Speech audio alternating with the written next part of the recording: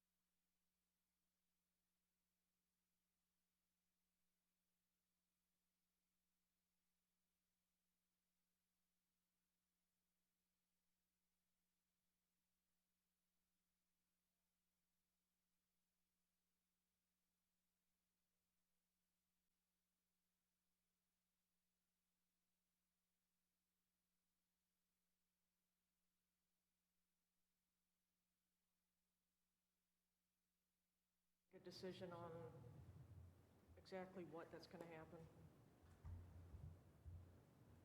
2 weeks, I guess it's been almost 2 weeks ago, I had my first Education Practices Commission meeting.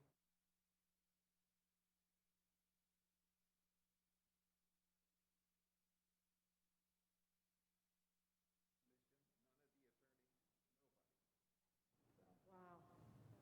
In the county buildings, you can go in with.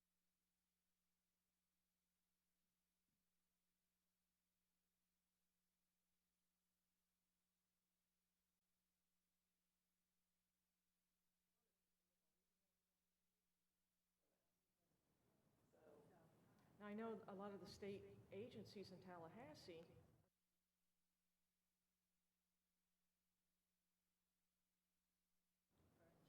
Yep. I knew as soon as I left.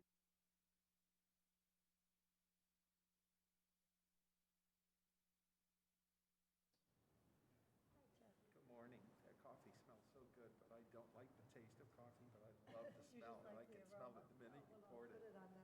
Oh, yeah. So we're Okay, good? yeah, okay. Okay, and it is 9 o'clock? Okay. Good morning, everybody.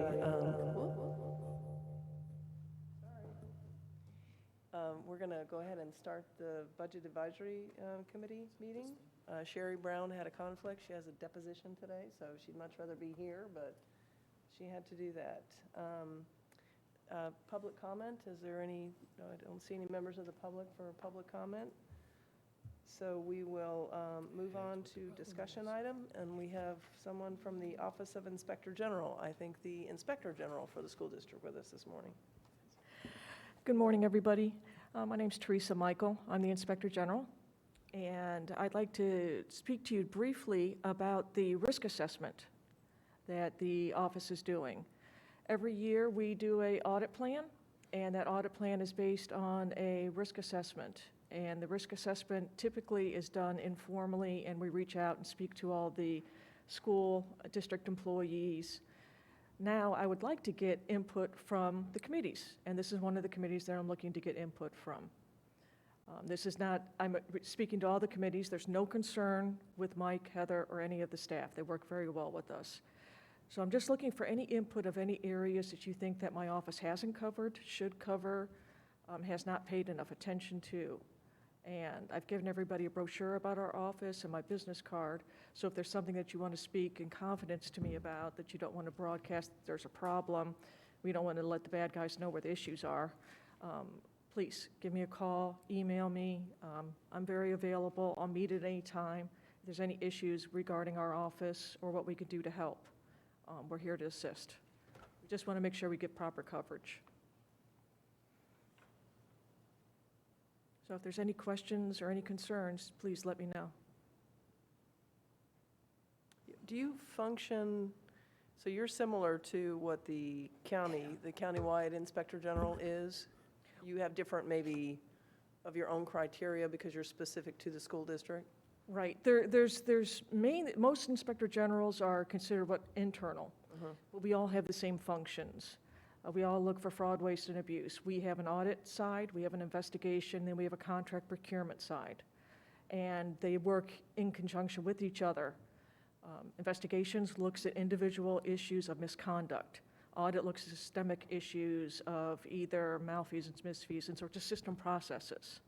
And then our contract oversight side looks at all the procurement and any deep dives on contract reviews. So So we're you- very similar. So you work closely with your own audit department? Yes. Okay. Yes, the audit department, that's one of the key functions, that you really want the audit department and the investigations unit to work together. So if something during an audit comes up that is a misconduct issue, we'll refer it over to investigations.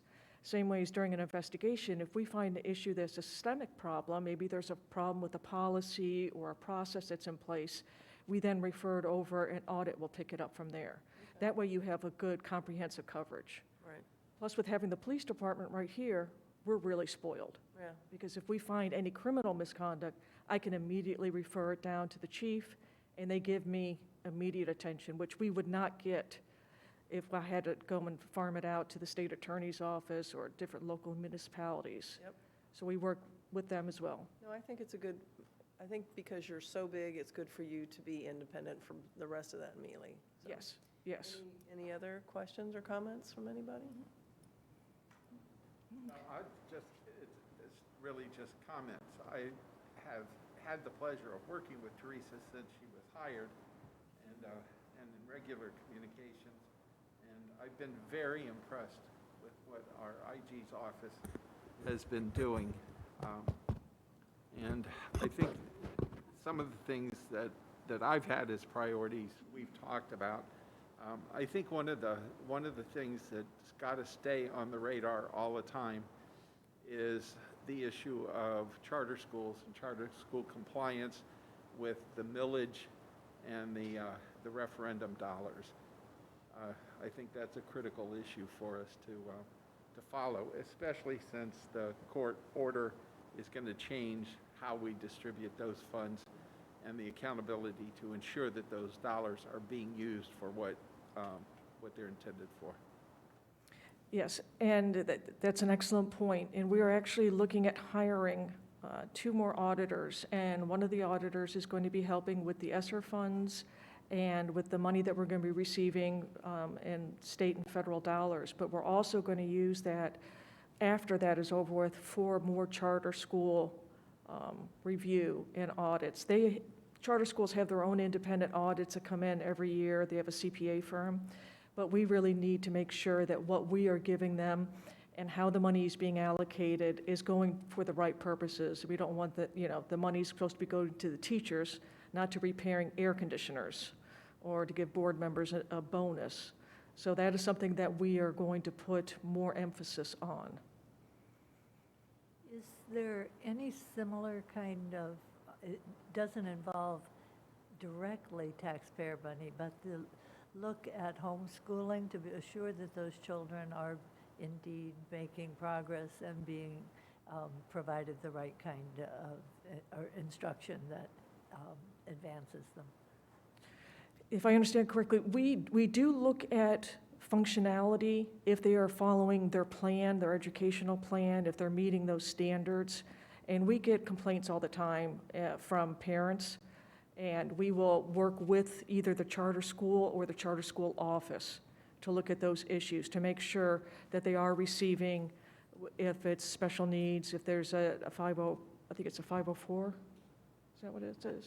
The IEP? The IEPs, right, that they're receiving those services that are in accordance with that, as well as meeting their educational plans that is set by the state. I think there's a plan that you have to submit, that you have to ensure that you're meeting.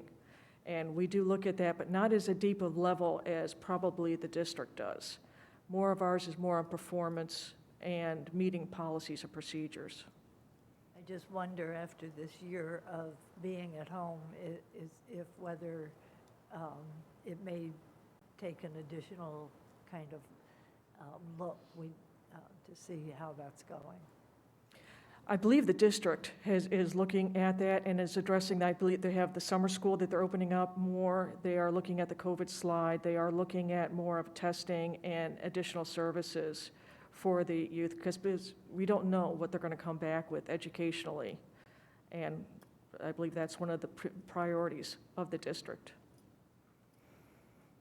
And it is, I mean, that for specifically the ESE students, the state has actually increased or moved up the timelines as to when each of those students needs to be assessed to ensure that the needs of their individual education plan is being met or are being met. In addition to that, we do have expanded summer programs that we have for this year. And then Mr. Oswald and Dr. Sheffield spoke in the last meeting and at the last board meeting, going over the phase one, part two of the SASB plan of the programs that are going to be implemented at the start of the next school year, including reading intervention and math intervention. If you're specifically talking about homeschooled students that are not part of the district curriculum and outside of the district curriculum, I'm not able to answer the question as to the oversight that we have over those homeschool students, but that's something that I can reach out to Mr. McCormick on, if they are ESE-related students, and well, also the academic side as to what oversights we have on the homeschooled students. We do have to report them to the state, so I do know that we have them in our SIS system. Other than that, I'm not sure what additional oversight we provide over those students. Heather, I'm not sure that this is something for the IG's office, but it's something I wanted to bring up today. I've watched over the years our adult education programs, and I know that we have some of our adult education centers that are significantly underperforming. Some of those adult ed programs, we've got maybe a couple $100,000 in salary expenses for 10 students enrolled in some of these campuses in adult ed. And I really think it's gotten to the point now that that's something that I think we need to look at, because I understand we got principals who would like to give those programs up, and the district is not taking any action on that. So I really would like to see that done, because consolidating those programs would be beneficial and could save a significant amount of money. And I know that is a priority of Mr. Bartsch. He has been looking at each of the programs. Something else that he implemented is funding the schools based on their enrollment. There are some of those schools that do have lower enrollment, that they need to subsidize with some additional staff. But I believe they were waiting, to get through the pandemic to see, what the enrollment truly is going to look like in this upcoming year, to then determine, how to best consolidate those programs and putting them in and utilizing school sites that have the best resources to meet those needs. So I do know that's a priority for Mr. Bartsch, but I'll make sure to bring it up as well. And, at the next time we meet, be able to provide an update of the adult education programs and the process in place. And one of the things that I am, besides meeting with the committee members, I'm meeting with all executive management, all the board members. So I'm getting all the input from everybody I possibly can, as well as putting it out there to the principals and the assistant principals to get as much input from many areas as we can to make sure we have good coverage for the whole school district. Did you have a comment? Carmen? I- I'm sorry. Go ahead, Faye. Just one more, just in that same vein, I was not aware that there would be an adult center with only 10 students in it. I wonder if something to look for the future is some kind of minimum standard that you would have to, minimum enrollment in order to conduct an adult program, an evening program. Just to turn on the lights for 10 students is maybe more cost than it's worth. And you have enough centers around the county that most people can reach them. I suspect the district's already looking at this. Any way they can save money and do stuff like that, I mean, I would have to think that, hopefully. No, like I said, that is a priority for Mr. Bartsch. I don't know what the actual enrollment is at some of these schools, but I do know that some of them, it's less than, we're not generating enough money to cover the standard overhead cost for the program.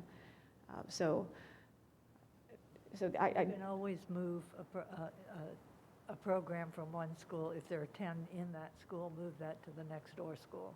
Correct, and so like I said, I know that has been a priority for Mr. Barch.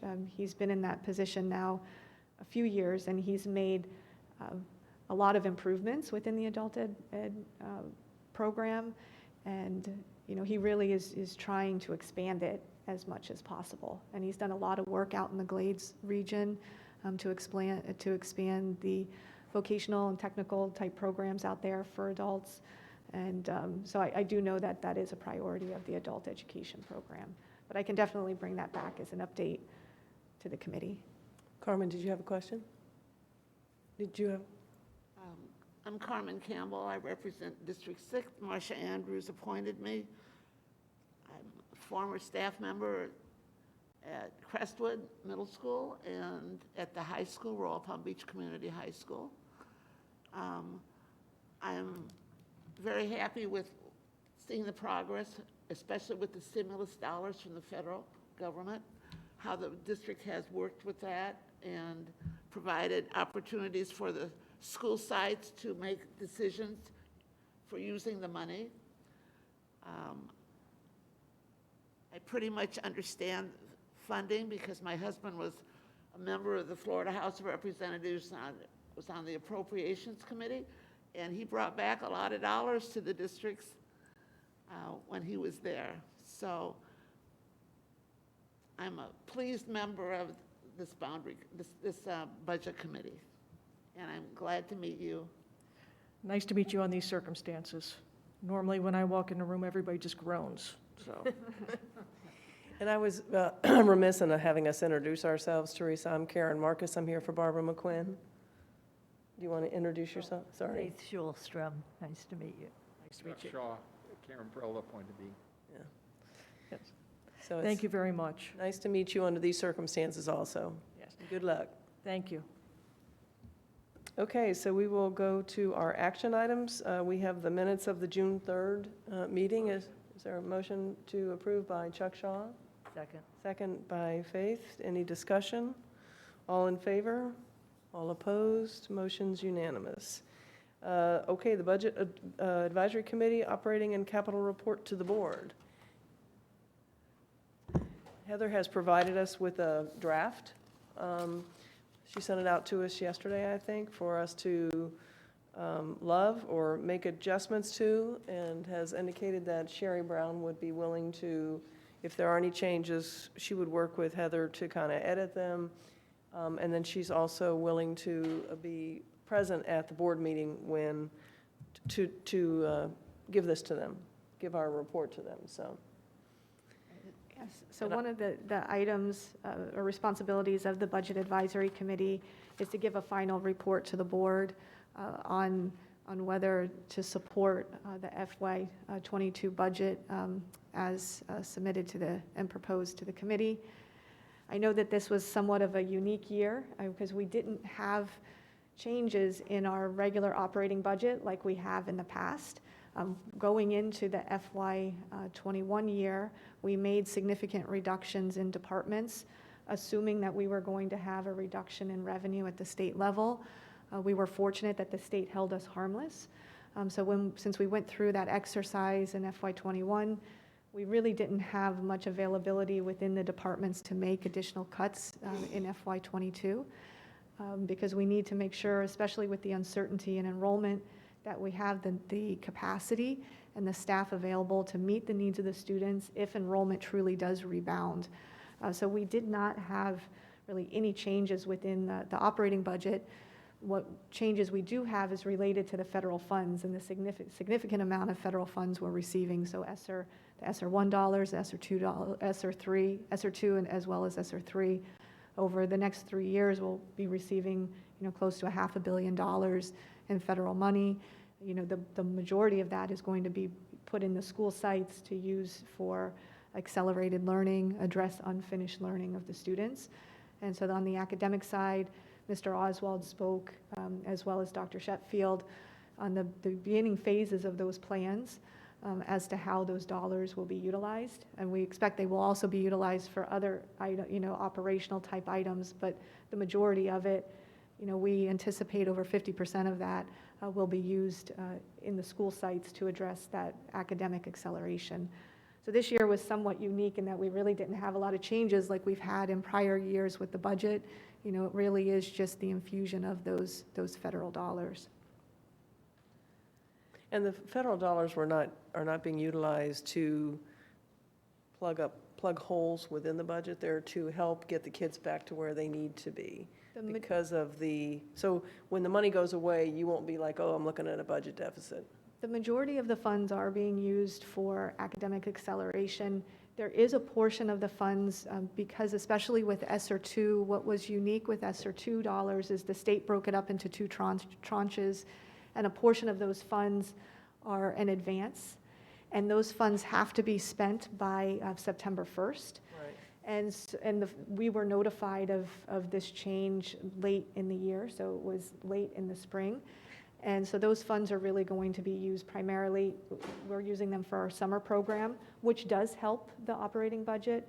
We're also going to be utilizing those funds for our instructional materials, because our instructional materials adoptions are the textbook adoptions. The cost of those textbook adoptions is much more than the actual money that we're getting from the Department of Education. So by utilizing the ESSER dollars to help offset the cost of those textbook adoptions, it is helping our operating budget, but it's also giving us the opportunity to include things that we haven't been able to include in the past, like professional development, so that when we get these textbook adoptions, we're providing the additional support to the teachers to fully implement those, especially since we have new standards that have been adopted by the state. So by freeing up the dollars within the general fund within FY21, we are utilizing those one-time monies, about $25 million, to help balance the budget in FY22.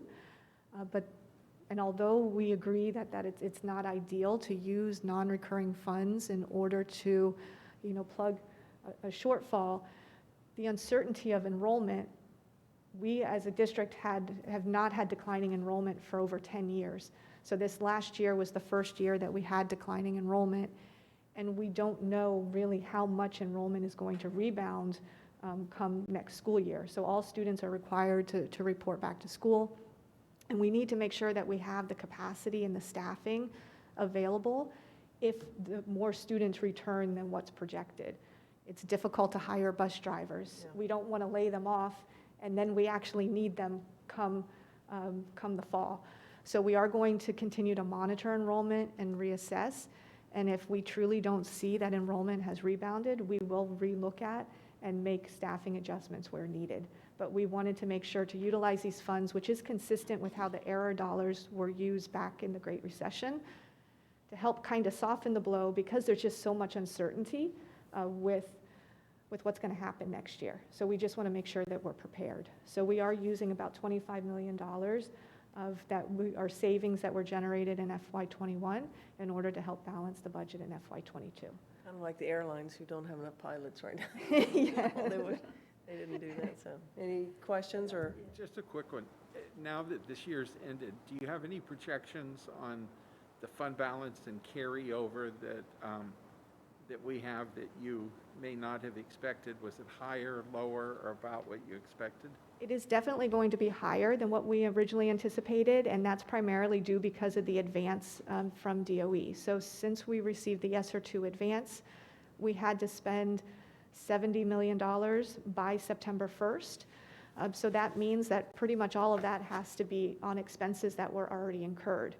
So we're able to utilize and apply salaries for the additional bus drivers that we continued to employ throughout the school year, even though the number of students that were being transported was about 30% or 40%. It did increase throughout the year, but it was much lower than what it had been in previous years, but we still kept all the staffing employed. So we are able to utilize and apply some of those salaries to that advance. And that was unexpected. We didn't know that that was something new that DOE implemented just for those school districts that spent the a certain percentage of their ESSER 1 dollars. So since we had spent nearly all of our ESSER 1 dollars, we were one of the school districts that received an advance. The one a restriction with that advance was there was a timeline of it being spent by September 1st. So we do expect that the fund balance is going to increase. We're still finalizing everything, but at least $30 million, about 25 million of that is going to balance next year's budget. But we've also seen an increase in our categoricals. So you know the AP funds that we have at the school sites, we have to carry those funds over to the schools. And the schools have not been spending as much of those categorical dollars that they had in the past. So we do expect to have an increase in those special type restricted programs of about $5 million. So we're looking at least an increase in fund balance of 30 million. And we're still finalizing everything with accounting as well. And we need to make sure to set aside and address the potential concerns with the charter school litigation that is outstanding as well. And we're still working through to see whether the Florida Supreme Court will take up that case. And so we will be setting aside $25 million within the FY22 budget, within the referendum, that if we're required to distribute those funds, that we have those funds set aside to distribute to them. So I have an enrollment question. Do you know where we are on kindergarten enrollment? Do you have a big bump because people held them out last year, or is it about the same, or do you not know yet? I do not have the exact numbers yet, but we are expecting to see a big bump in kindergarten because just for the reason that you said, that there were parents that held their students back or held them out. So I don't have the exact numbers, but I can get those for you and send them out, email them out to the committee as to where we stand. Not so much numbers, but what I'm wondering is if we have a plan in place that would continually assess and maybe move some of those kids along if they and their parents would like that, so that they stay with their age cohort. I just think that with a lot of kids at different 5 to 7-year-olds in kindergarten, that there will be a lot of kids who are ready to be in first grade without having the kindergarten year.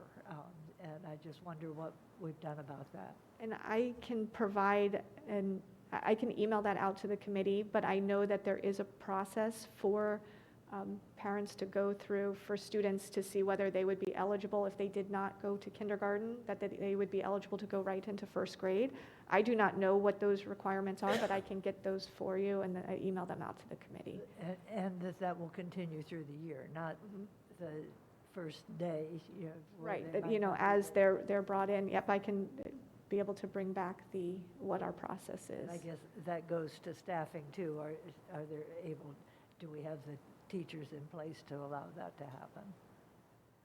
And we are, and something that we do with the school principals, especially with the uncertainty this year with the enrollment, what I had told all the principals as part of their school budgets in the spring is if they're seeing an increase in enrollment more than what was projected, please let me know in advance so that we can provide them teaching units prior to count day or count day adjustments, because we know it is difficult to hire teachers. And so I don't want to add 4 teachers to a school in August at the start of school if they know now that they already have proof of the increased registrations. And so there are principals that have reached out to see that have an increase. And, we're always willing to work with them because, like I said, we want to make sure that we have the teachers in the classroom. And it's very difficult to hire come August. So we'd rather give those units out sooner, rather than waiting. So you need us to adopt this proposed letter of support that you've drafted for us, Correct. so that we can have Sherry take it to the board meeting. So unless there's some recommended changes, if there's a motion to adopt this, to send this to the district board and say support the recommendations of the superintendent? So moved. There's a motion by Chuck. Is there a second? Second by Faith. Any other discussion? Thank you very much for doing this. Made it easier. The only thing that I wanted to raise is, we, the federal funds will also allow the district to expand and provide supplemental schools at, or programs at school sites through the Student Academic Support Plan. And that's what we had presented last time. And I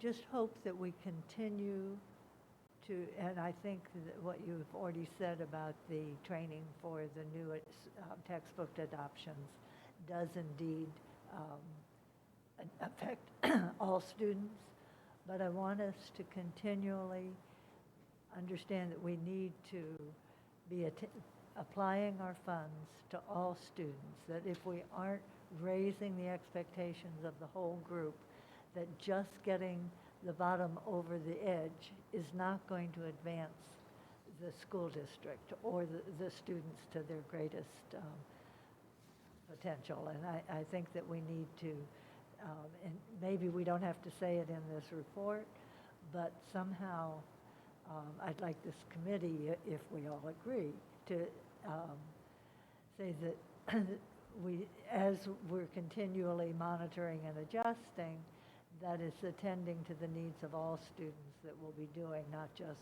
to those affected in that program.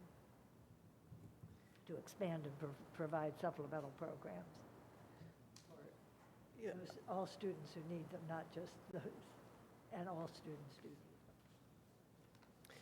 Do you, I mean, that's sort of a broader part of the budget oversight that we do.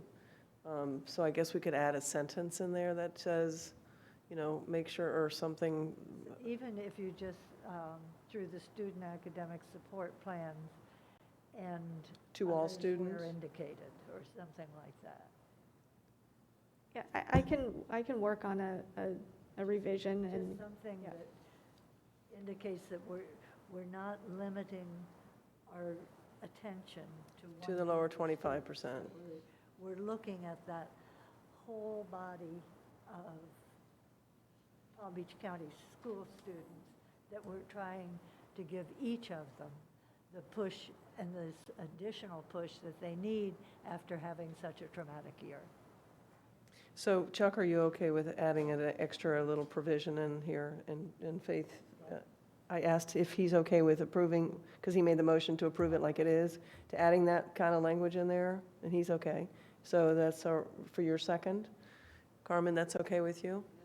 Okay, so we have a motion and a second. It's got an additional language in it that Heather will work with Sherry to add, and then send it out to us before they present it to the board, but it's in support of the budget that's been prepared.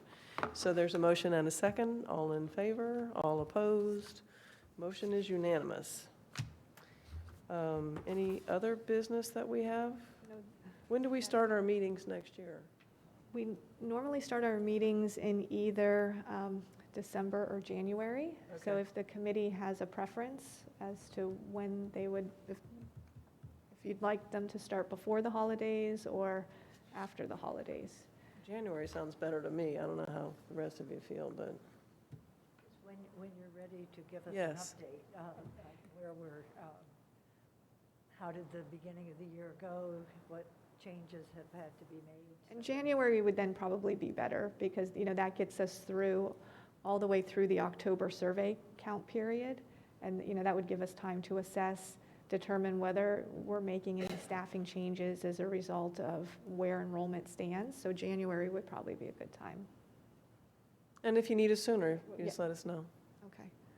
Okay, with nothing, no other business, then we are adjourned. Unless you have something else, Heather? No, thank you very much. Okay. Everybody have a good summer. What date does it go to the board? July 28th is tentative adoption, and September 14th is final adoption.